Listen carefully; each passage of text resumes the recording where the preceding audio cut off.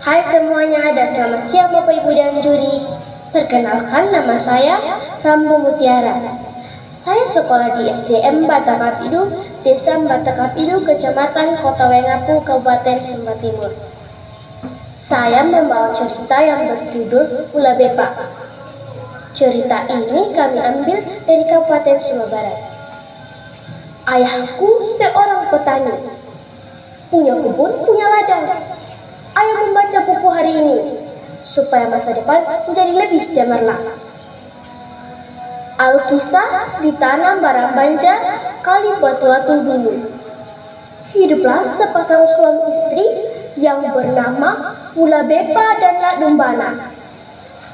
Keluarga kecil ini dikaruniai 2 orang anak perempuan, yang sulung bernama Yakudanga dan yang bungsu bernama Kara. Namun kehendak dewa tak terdapat.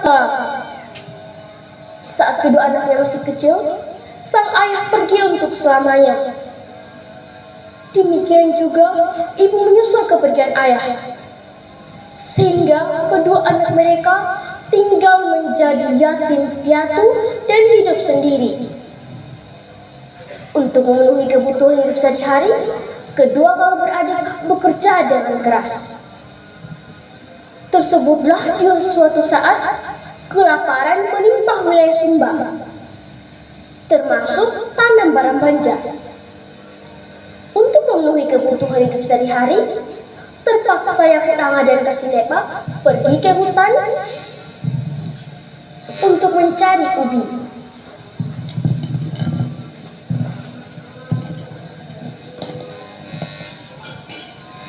Bila ubi dikonsumsi secara langsung akan menyebabkan keracunan. Oleh karena itu, ubi harus diolah dengan cara diiris kecil-kecil lalu dijemur sampai kering betul. Kemudian direndam di sungai selama kurang lebih 2 hari. Baik dapat dijadikan makanan. Demikianlah seterusnya, kedua kakak beradik berusaha hidup dan mencari ubi. Setiap pagi, Yakudanga pergi ke hutan untuk mencari ubi. Dan adiknya Kahilepa tinggal di rumah membantu kakaknya mengiris ubi untuk dijemur. Pada suatu hari, sementara Kasilepa mengiris ubi untuk dijemur, datanglah raksasa kurung mereka. Melihat kedatangan raksasa, Kasilepa terkejut dan ketakutan, sehingga ia berlari dan bersembunyi. Begitu melihat ubi kapak, raksasa itu sangat gembira, sehingga ia memakan semua ubi, baik yang dijemur maupun yang sudah kering, serta ubi yang disimpan. Setelah makan semua ubi, raksasa itu segera pergi. Tinggallah Kahilepa menangis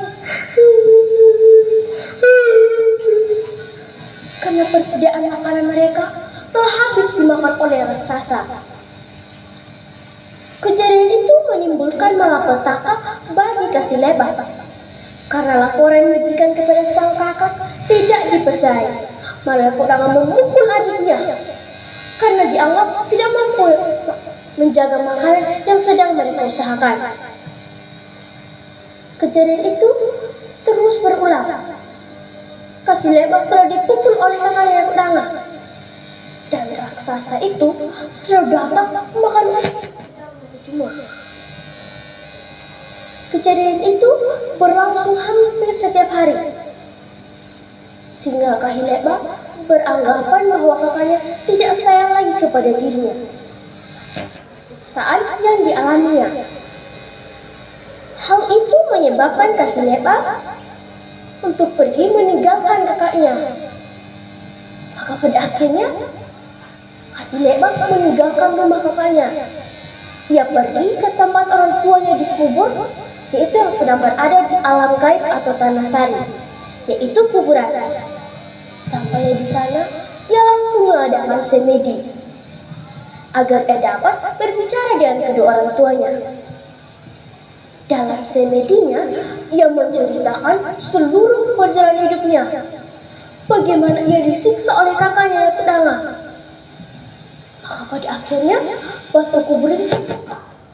Dan segera sesudah itu, ibu menanyakan tentang alasan mengganggu mereka yang sudah damai di Tanah Sari dan Tanah Bisa. Kasilepa pun menyampaikan cerita kepada ibunya. Mendengar cerita anaknya yang begitu memilukan hati sang ibu, lantas ibu menyuruh anaknya itu untuk pergi ke Danau Kalitawawi. Di sana ia memetik satu buah sukun sebelum bermandi. Ia harus memilih buah sukun yang tidak terlalu muda dan tidak terlalu tua. Buah sukun itu dibelah menjadi dua bagian. Belahan bagian atas disimpan dalam sarungnya, sedangkan belahan bagian bawah ia bawa masuk ke dalam danau. Berdasarkan pesan ibunya, Kasilepa pun pergi ke Danau Kalitawawi.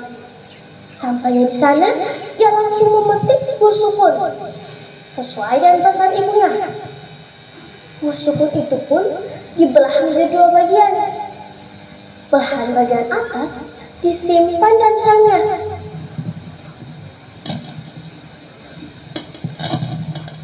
sedangkan belahan bagian bawah ia bawa masuk ke dalam danau.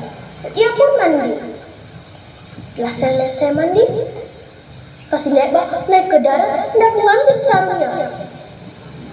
Ia sangat terkejut ketika hendak mengambil sarungnya. Keluarlah seorang laki-laki muda sedang duduk di dekat sarungnya sambil tersenyum. Dengan ketakutan, Kasilepa berlari dan menyampaikan kejadian itu kepada ibunya. Dengan tenang, ibunya menjawab bahwa pemuda itulah yang bisa sampai ke Tanah Sari dan Tanah Bisa. Ternyata pemuda itu bernama Kedubepa. Ibunya berpesan, "Nak, terimalah dia sebagai suamimu." Kasilepa tercengang bercampur gembira karena dia pun menyayangi pemuda tersebut. Kemudian ibu menyuruh Kasilepa untuk pergi menjemput laki Kedubepa untuk kembali ke Tanah Barambanja.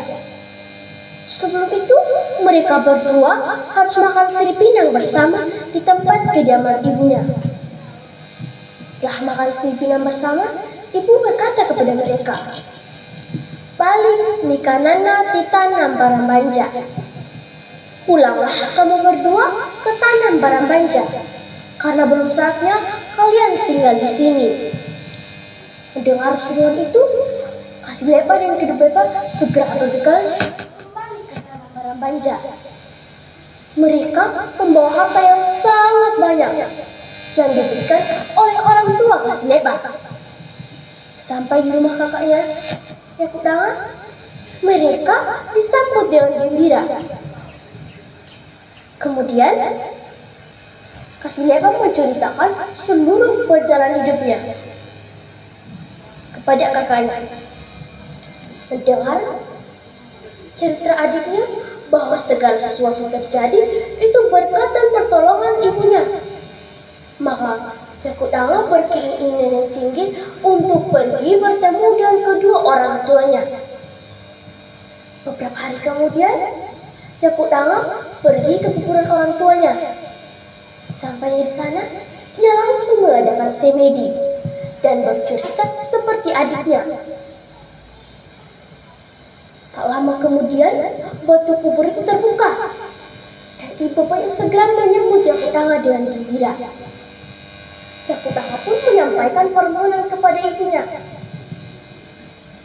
Mendengar permohonan suruhnya, maka ibu menyuruh anaknya itu untuk pergi ke Danau Kalitawawi seperti yang dipesankan kepada Kasilepa. Demikian pula yang dipesankan kepada Yakudanga agar memetik buah sukun sebelum turun mandi. Tentunya memilih buah sukun yang tidak terlalu muda dan tidak terlalu tua. Buah sukun itu dibelah menjadi dua bagian. Belahan bagian atas disimpan dalam sarungnya, sedangkan belahan bagian bawah ia bawa masuk ke dalam danau. Dengar pesanan amat orang tuanya, Yakut Danga pun pergi ke danau Kaitawayu. Sampainya di sana, dia langsung memetik buah sukun.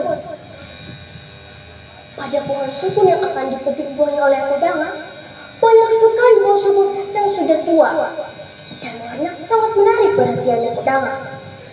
Sehingga Yakut Danga memetik buah sukun yang sudah tua dengan warna keabu-abuan. Buah sukun itu pun dibelah menjadi dua bagian. Belahan bagian atas disimpan dalam sarungnya,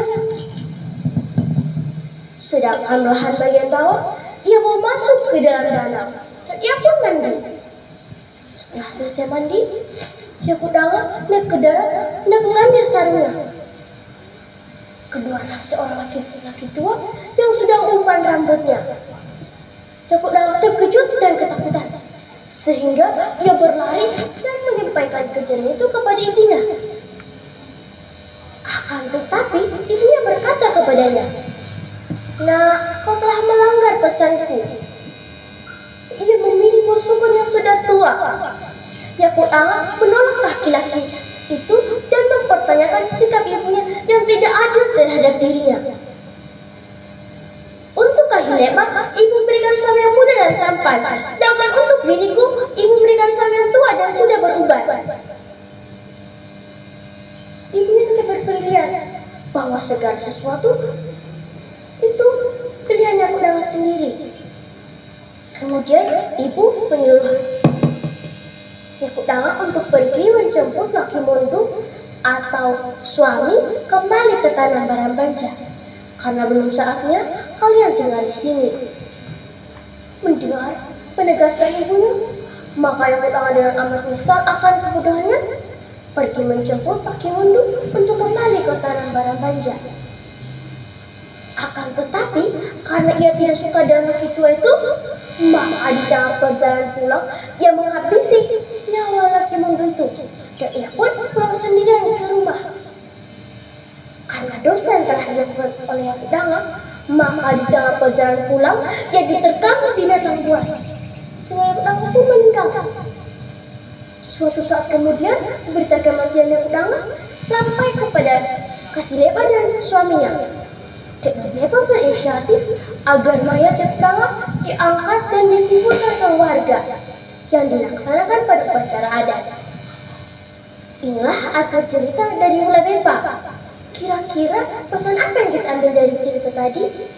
Nah, kita sebagai anak-anak jangan melawan kepada orang tua dan harus mendengar pesan atau nasihat orang tua.